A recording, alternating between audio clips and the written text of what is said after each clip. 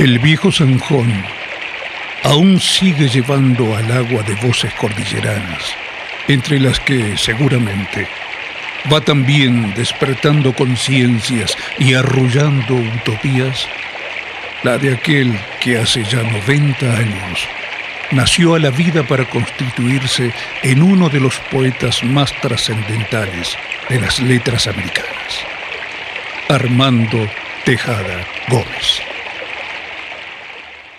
Que todo el mundo sepa que Armando nunca fue a la escuela, que él fue un autodidacta, que cuando pudo ir tenía como 14 años y era un grandote y se sintió incómodo y no pudo ir más que 2 o 3 días y nada más. Que él, el Toto, que era su hermano más chico, muere por haber intentado hacer un robo, un asalto en un almacén. Y cuando él dice cayó el Toto con su poquita sangre, le dispararon y lo mataron. Entonces Armando, cuando cuenta esa parte de su vida, dice: y yo me fui al parque a llorar por la pérdida de mi hermano y dije, yo no quiero morir como mi hermano, yo quiero aprender a leer y a escribir. Entonces Armando ya había empezado a escribir su poema y quería saber qué es lo que estaba haciendo. En un cuaderno que ya había terminado, todo a mano, y con un título inclusive que se llamaba, era Roñas del siglo. Yo por ahí en lo escrito últimamente digo que el primer libro de Armando, Roñas del siglo, todavía es inédito. El primer libro de Armando todavía es inédito. Y gran parte del hecho cultural, no, te estoy hablando de los años 50, no, mejor dicho, 45 después del peronismo, 45 en adelante. El hecho cultural en Mendoza tiene un gran componente de, ¿no es cierto?, de una visión de los creadores, poetas, literarios en general, ¿no es cierto?, de la misma pintura, ¿no? Uno de los grandes que fue posteriormente como ser Carlos Alonso, era comunista. Y realmente fueron militantes de todo un sector de la cultura, de la literatura, de la música, que enriqueció la cultura nacional, porque allí con ellos estaba Mercedes, con ellos estaba Osvaldo Pugliese, con ellos, digamos, estaba Álvaro Yunque, una cantidad de artistas, de poetas, de escritores, de músicos, de ensayistas. Por supuesto que el movimiento del Nuevo Cancionero lo instaló en la vida de todos y además de lo que proponía el Nuevo Cancionero, el fabuloso manifiesto tan claro para todo el país y sobre todo para el interior del país, que sabemos que autoría de él, ya instala un repertorio de Armando. Porque por supuesto me fascina, me parece maravilloso todo su trabajo, por ejemplo, con Matus, es un trabajo extraordinario y no nos olvidemos que Armando, en toda una época, sobre todo la que compone mucho con Matus, hace mucha música del litoral. Entonces me hice realmente una lectora muy apasionada de su trabajo poético. Y lo busqué, lo compartí con amigos en la facultad, cuando estaba en la facultad lo charlábamos con los compañeros, cuando todos teníamos como pan caliente, era necesaria la poesía de Armando para expresarnos en aquellos años en que vivíamos de dictadura en dictadura con una democracia débil. La palabra de Armando era absolutamente punta de lanza. Era el mundo de los poetas nacionales, entonces donde íbamos, a las peñas donde íbamos, estaban los cantores que venían de todo el país. Y ahí enseguida comprendí el gran movimiento que tenía, porque uno estando aquí en el Gran Buenos Aires no tenía noción de lo que estaba pasando en el país. Recuerden ustedes que eran mediados de los 60. Así que ahí me entero del Nuevo Cancionero, enseguida me adhiero a los fundamentos del Nuevo Cancionero. Armando fue el artífice de esa agrupación, nacida en Mendoza, y comienzo a descubrir a sus amigos compositores, a sus amigos poetas, Y con todos había esa cordialidad, ese amor filial casi, de compartir la poesía y el canto. Y el amor a nuestra tierra, ¿no? Él va a desarrollar su vida en un momento donde las voces de los poetas son muy importantes y además van a ser como guías y como faros ideológicos. Eso fue en gran parte también Tejada con la fuerza de con su enorme fuerza poética, ¿no? Si hay algo que tiene Tejada es una gran fuerza que conmueve a todos, y él no hablaba desde allá arriba, sino que él acá abajo en el llano arengaba con su maravillosa poesía. Y la venida de Armando permanente a su oeste, como dice él, cuando vuelva al oeste, él siempre habla de su oeste, aquel solazo del oeste me astillaba alfileres de impaciencia, dice en un gran poema que se llama Conocimiento de las Cosas. Es un lanzamiento de él y su madre a la calle. ¿Sabes lo que es un lanzamiento, no? Como dicen los españoles, un desahucio. Echarte a la calle, literalmente, físicamente. Creo que era un visionario, un hombre que siempre tuvo una gran conciencia de clase, analizaba la política, el acontecer social, histórico, día a día. A mí me asombraba los resúmenes y la seguridad con que desnudaba la realidad sin tener que recurrir a ningún periódico, a ningún periodista especializado. Armando para mí fue una de esas personas que te marcan indefectiblemente y que te proponen un camino, definitivamente. Su palabra, su forma de ser, eran emocionantes desde todo punto de vista, porque Armando no tenía dudas sobre lo que pensaba, no tenía dudas sobre su ideología y mucho menos tenía dudas sobre el futuro, de cómo debía ser el futuro nuestro en la Argentina. Y caminaba hacia ahí, y te proponía que caminaras con él hacia ahí. Así que siempre me emocionó enormemente todo lo que Armando decía, todo lo que escribía, desde Todi de Usam, aquello de un amigo es la vida dos veces, desde Canción por el Niño en la Calle, que fue una de las primeras canciones que yo grabé, debo haber sido uno de los primeros que la grabó en un disco, después de habérsela escuchado a Cacho Ritro una tarde en Cosquín. Así que definitivamente siento que, creo que sin Armando, y siempre lo digo, ¿no? A la par, cobijándome, sosteniéndome, guiándome, no sé si yo hubiera podido sostener esto que sostengo desde el momento en que lo conocí a él, a La Negra, a Hamlet Lima Quintana. Que habíamos venido de trabajar de Chile y fuimos a comer a un restaurante. Y vino un amigo y me dice: Cacho, te tengo algo para vos que es extraordinario. Es una edición mendocina y el autor es mendocino, todo de acá. Más natural que esto no hay nada. Y me dio un librito chiquitito que se llamaba Antología de Juan. Y ahí empecé a hojearlo y apareció una poesía que a mí me conmovió, que se llamaba de esa poesía Hay un niño en la calle. Y yo digo, tenía que dar testimonio de esa poesía. Y me vino como caída del cielo. Vine a Buenos Aires, me averigüé dónde estaba viviendo y me fui a verlo. Y le digo: Armando, yo soy un mendocino, soy admirador tuyo. Y me dice: ¿qué le pasa, cumpa? Quería hablar con vos y decirte, mira, esta poesía que me llegó a mis manos, yo la musicalicé y le hice unos extractos para que no fuera tan larga, porque es una poesía extensa, para poder cantarla. Y se la canté y me dice: esta canción queda así y lo que vos hiciste me parece perfecto. A esta hora exactamente niño en la calle. Hay un niño en la calle.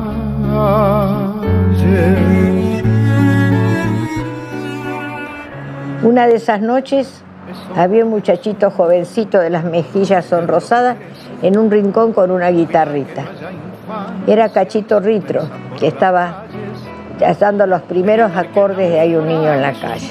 Esta otra canción que también significó para nosotros hoy en día.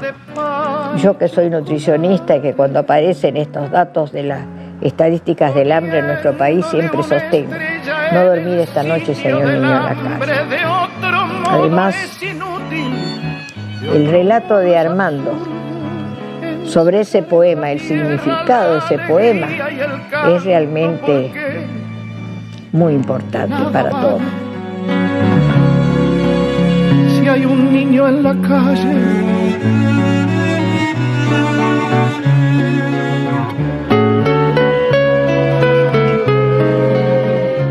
lo que se vivía arriba del escenario era una emoción tremenda, porque Armando creo que era un gran decidor, un hombre que arriba del escenario conquistaba a la gente con su palabra contundente y conmovedora.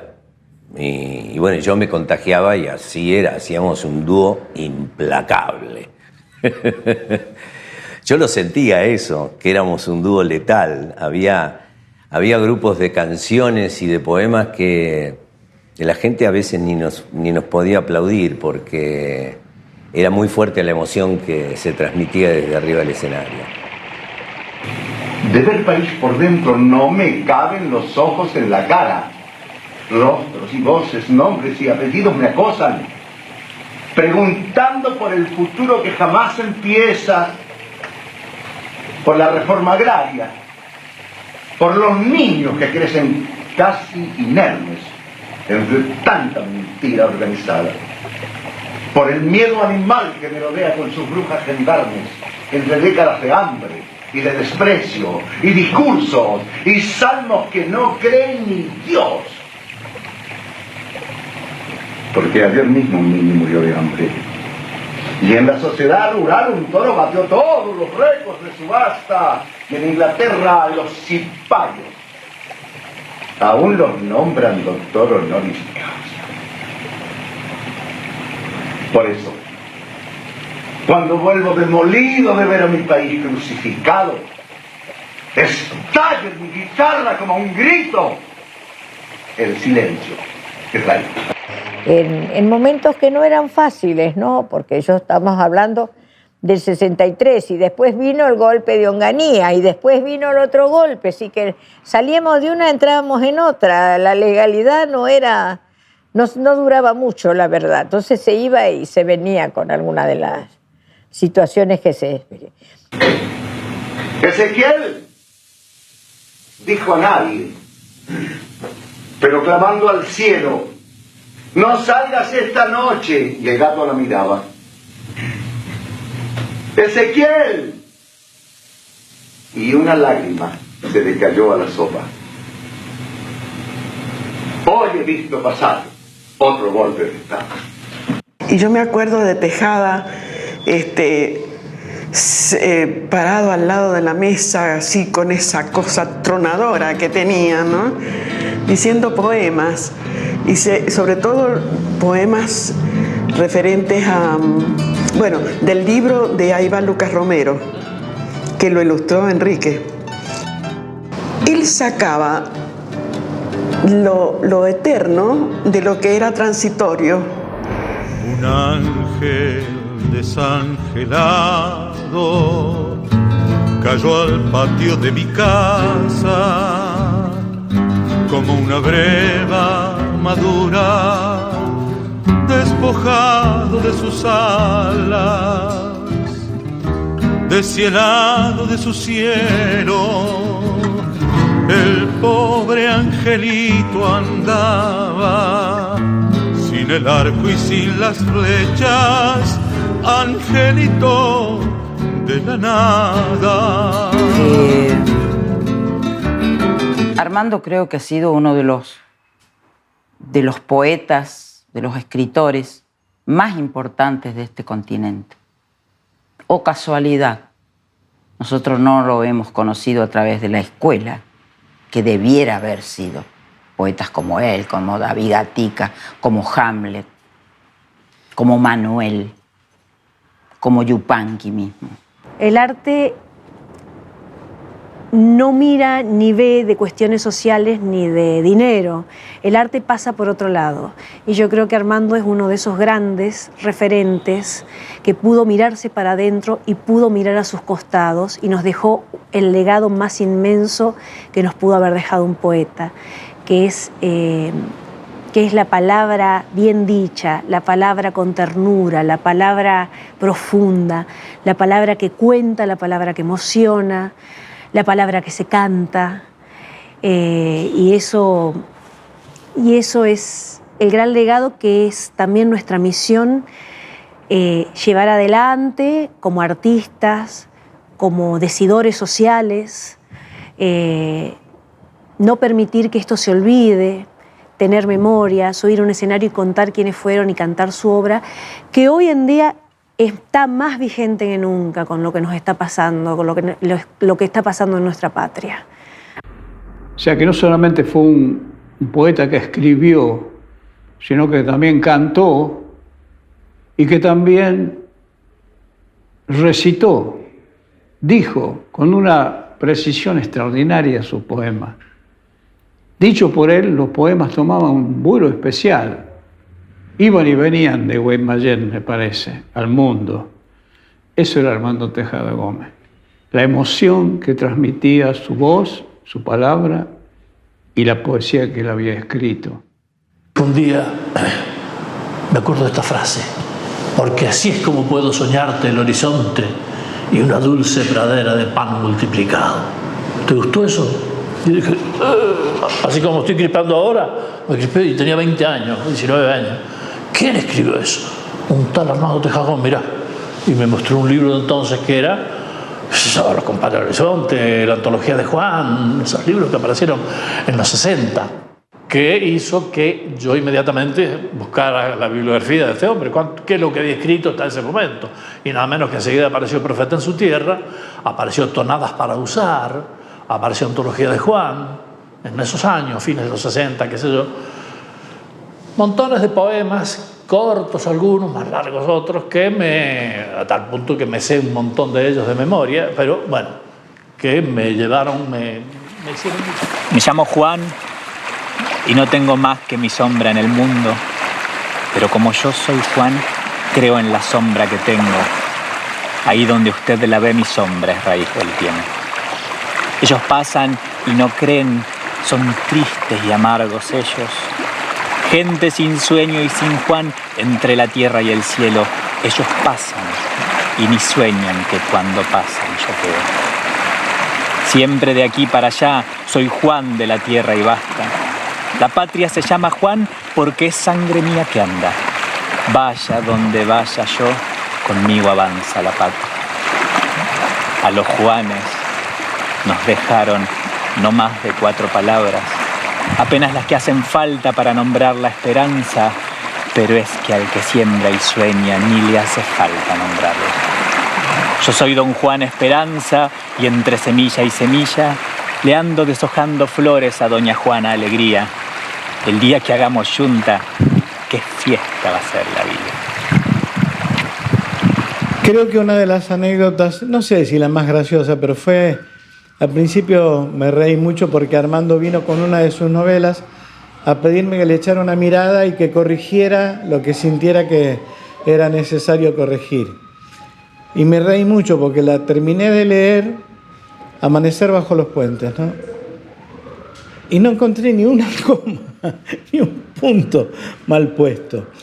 Y me di cuenta, en definitiva, que en realidad el que sabía era Armando, y lo que me estaba proponiendo era ser el primero en leer esa maravilla que había escrito. Y no que lo corrija, sino que aprenda. Venía en auto de actuar desde Córdoba a Buenos Aires y traían en esa camioneta las guitarras.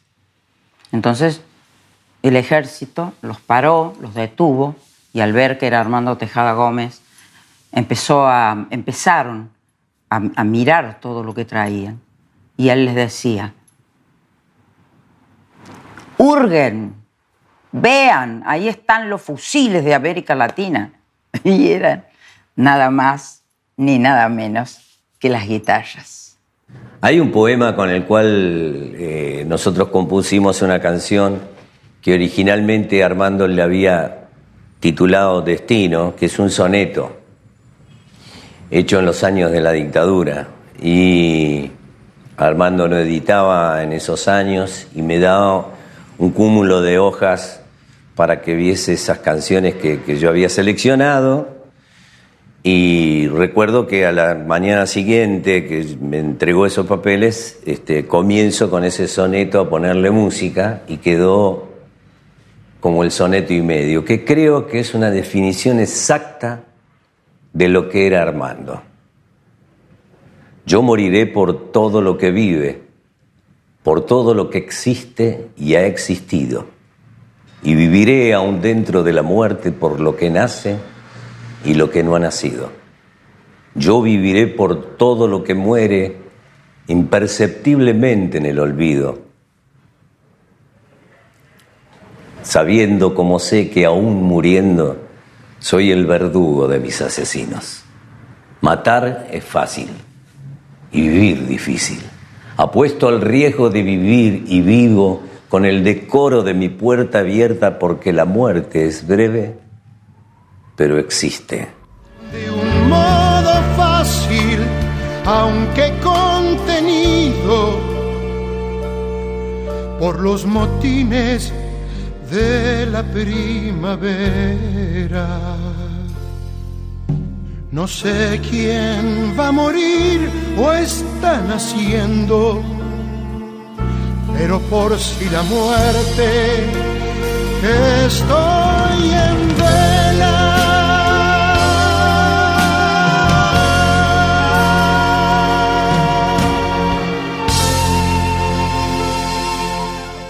Estaban ellos en el periodo ese, se fueron, volvieron del país, fueron exilados, fueron perseguidos. Hubo de todo, hubo de todo. Hubo la voladura 1 o 2 veces, los atentados a la casa de Horacio Guaraní, el famoso Templo del Vino. Hubo la prohibición, el encarcelamiento en una peña en La Plata con Mercedes Sosa. Hubo la prohibición o declarar persona no grata a Armando en Santa Fe. Hubo de todo. Y cada uno de estos actos de represión y de ilegalización significaba desplegar todo el arco de la solidaridad necesaria para sostenerlo. Porque por supuesto que no era solamente te prohíbo hablar de Tejada, no, era prohibición de trabajo. Entonces, y había que garantizar fuentes genuinas de trabajo para que ellos pudieran mantenerse, porque detrás de cada uno de ellos había una familia. El día antes, a la noche, nos habíamos reunido todos y Armando le dio a mi hijo Pablo un poema y le dijo para que lo tengas siempre con vos. Dice: transparente, transparente, el corazón transparente, por si te busca la vida, por si te encuentra la muerte. La cosa es ir y venir, transparente, transparente. Todavía ahora se me nublan los ojos, mire. Y Armando en enero del 78, fin de enero, resuelve exilarse. Ya no podían trabajar acá. Pero hasta que no se supiera qué pasaba conmigo, no se quería ir. Felizmente, a mí me dejan en libertad un sábado a la noche, él tenía que viajar el lunes, así que lo primero que hizo Luis el domingo fue vamos a la casa de Armando. En ese momento él vivía por allá cerca de Colegiales, Chacarita, por allá, la calle Humboldt, me acuerdo que era la calle Humboldt, él estaba ahí con Hamlet, ahí estaban todos reunidos, y entonces ahí me llevó Luis. Yo recién salía de la cana de haber estado 15 días ahí en uno de los lugares de detención, nada fácil, donde no te trataban de usted precisamente, ¿no? Entonces él se sintió aliviado, dijo, bueno, ahora puedo ir. Ahí estaba Hamlet, estaba toda la barra, digamos, todo el grupo de amigos que le estábamos despidiendo. Eso fue fin de enero del 78, cuando Armando se va del país. Y después hemos estado en distintas cuestiones. Estábamos en Bilbao actuando en el año 78. Y en esa ocasión nos despedimos de él porque se iba a la Argentina. Bueno, mira, que te vaya bien, que tengas suerte, no te hagas el loco. Y se vino, che. Y se vino a la Argentina y desapareció del mapa. Se fue armando, puede ser que le haya ido bien. Y como a la semana, vamos caminando por la calle López de Haro. Pero ese no es el Armando, che. Enfundado en un poderoso, sobre todo, recién comprado en el Corte Inglés, 2 calles más allá, en López de Haro y no sé qué otra. Pero venía él enfundado en ese, sobre todo, se lo acaba de comprar. Che, pero ¿y cómo no te era que te iba? Sí, pero ¿te acordás que les dije que me había presentado en un curso de novela? Sí, pero Ivonne, ¿y cómo te fue? Gané el primer premio, no lo puedo creer. Nos tiramos por el suelo, ganaste el primer premio. Mirá, novela con un fibrón rojo grande, decía Dios era olvido. Armando Tejada Gómez. Y en un acto que yo todavía no alcanzo a comprender, han pasado 40 años, se sacó el libro bajo el brazo y me dice, te lo regalo. ¿Cómo? ¿Pero cómo me va a regalar esto, hermano? ¿Cierto? No, si yo ahora me van a imprimir miles, fíjate. Así, y efectivamente, le imprimieron en España mismo, Dios era olvido, muy precioso, de color, en fin, como tiene que ser, como está la novela por ahí, por la Argentina, que la he visto varias veces. Y después salió otra novela, que es una de las novelas que para mí no están suficientemente valoradas, que es Dios era olvido, que para mí es una de las grandes obras de la literatura. El relato que él hace en esa novela vale la pena que la recordemos. Es similar a otra de García Márquez, que hace también crónica de una muerte anunciada, más o menos. La diferencia entre una y otra, las dos están bellamente escritas. La diferencia que, como siempre, Armando le daba el contenido. Armando le daba el contenido social y político hasta los poemas de amor. Nos encontramos allá en la calle, de casualidad. Nosotros no sabíamos que Armando estaba en Bilbao. Había ido a recibir un premio de una obra, de una novela, que se llamó y se llama Dios era olvido. Digo, Armando, ¿no te animás a decirle acá a estos amigos un poema tuyo? Entonces me dirijo a los amigos, que ya se lo habíamos presentado a Armando, le habíamos dicho que había ganado la novela. Y sí, dice Armando, le digo, ¿cómo no? Nos sentamos todos y yo me senté adelante en una de las banquetas que estaban delante de todo y atrás los vascos.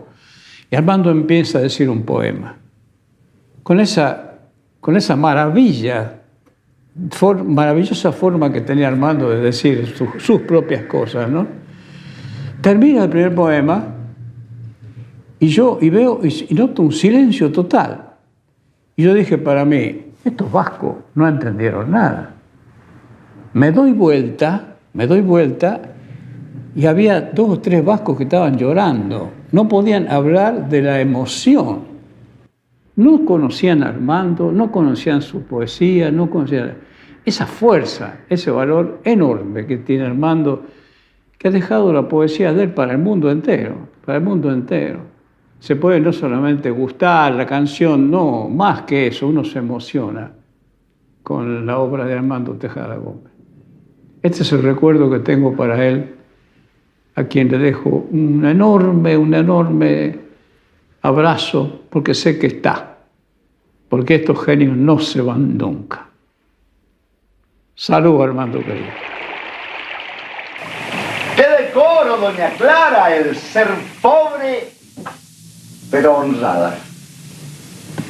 Siempre empinada en su orgullo, la buena de doña Clara se desloma trabajando de la mañana a la noche, de la noche a la mañana, pero pobre. A veces miente para no mostrarlo de hilacha. Suele mentir cuando dice, en casa no falta nada. Cree que tiene la culpa de ser pobre, doña Clara.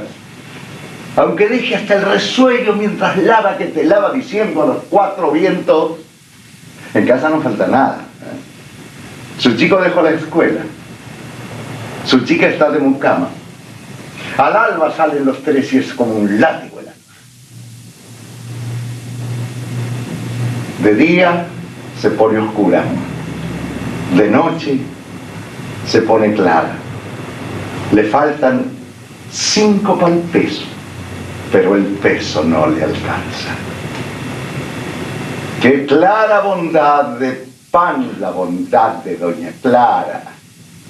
Con su piadosa mentira le lava al mundo la infamia. De la mañana a la noche, de la noche a la mañana. Cuando yo partí al exilio, no supe más nada de él. Por ahí me enteraba de que estaba en Madrid. Pero un día en México recibo el llamado de él en mi casa. Había conseguido mi teléfono de México y me llamó para saludarme. Y me preguntó qué estaba haciendo y le conté, mira, ¿sabes que en este momento estoy componiendo música para... He pensado una obra integral grande para Argentina. Estábamos en plena dictadura y yo quería componer algo. Me dice, yo le voy a poner la letra. Le digo, bueno. Le digo, te vendrías para acá, pero por supuesto. Así que le mandé el pasaje. Eso habrá sido años 78, finales, comienzos de 79. Le mandé el pasaje y se fue a casa y estuvo 3 meses, 4 en mi casa. Y bueno, yo trabajaba mucho allá con el grupo Sarampay. Por ahí salía, me iba un par de días, 2 o 3 días a actuar al interior y volvía. Y él seguía en casa con su máquina. Se escuchaba en la habitación de él arriba, en el primer piso, el tic-tac de la máquina permanente. Era un gran trabajador. Yo le dejaba la música que había compuesto y la que iba componiendo grabada en un cassette, en un aparato. Y me iba de gira. Y cuando volvía, él ya tenía puesta la letra a los tramos de música que yo iba componiendo. Lo que pasó cuando él llegó y le conté la idea y escuchó la música, me dice, Naldo, podemos hacer algo más grande. Hagamos una obra a los 7 países del Cono Sur, que están bajo dictaduras militares. Digo, si lo ves, hagámoslo. Dice, vos manejás los ritmos de esos países, hagámoslo. Bueno, así que quedó que en vez de Argentina iba a ser Argentina, Chile, Bolivia, Perú, Paraguay, Uruguay y Brasil. Sueño de sueño que a veces al sueño le da por soñar. A veces sueño que Chile es un sueño para despertar. Cuando vuelva por Rancagua o regrese por Chillar, quiero encontrar en el vino la cueca caliente de la libertad. No me decía nene, mirá bebé, me dice, lo que vamos a hacer, le debemos una cantata o le debemos un homenaje a nuestros mayores, le debemos un homenaje a lo que hicieron acá, Mendoza, a lo que estuvieron. Y yo le dije, mira, de la Concagua a la Laguna, tan es así, que empiece la Concagua, canto mayor a la Concagua, lo hace.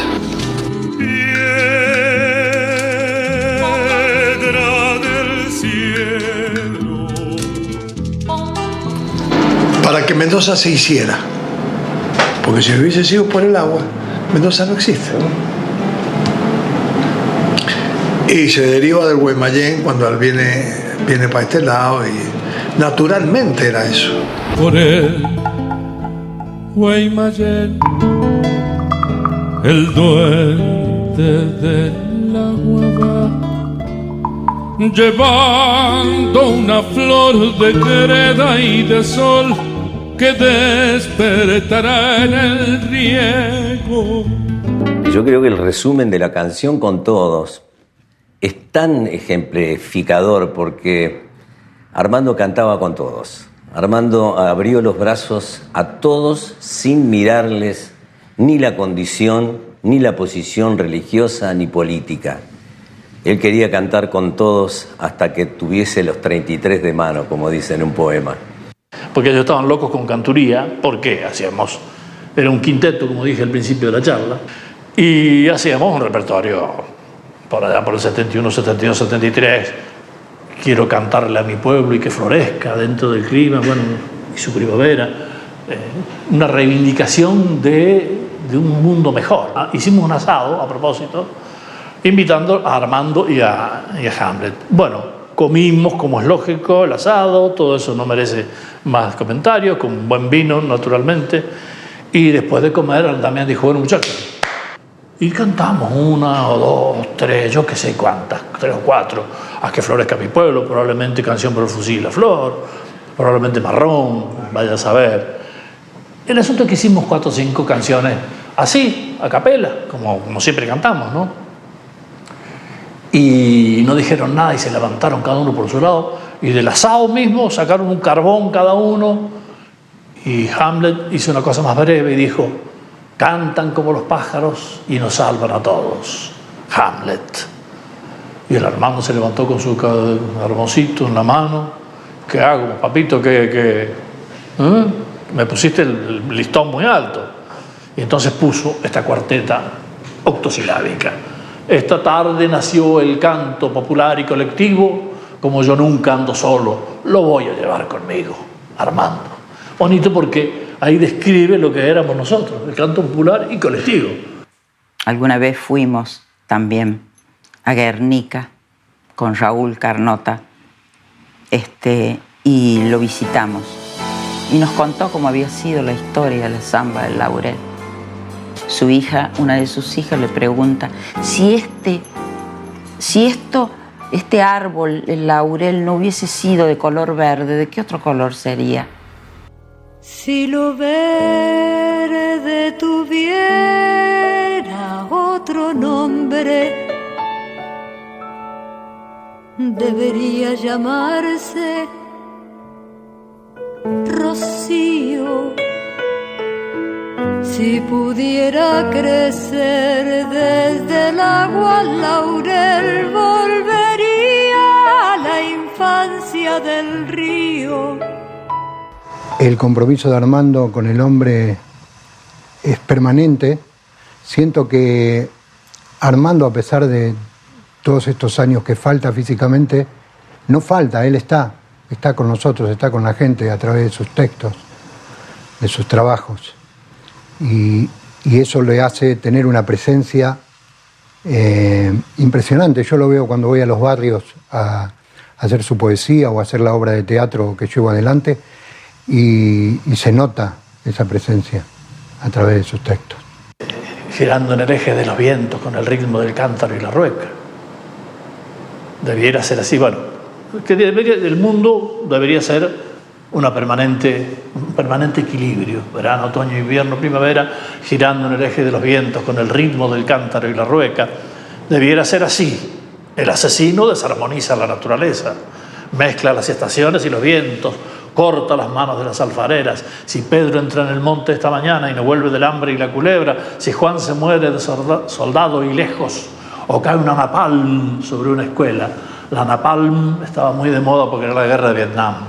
Y por ahí esos errores colaterales que siempre comete el imperio pueden caer sobre una escuela y matar 200 niños, 300 niños.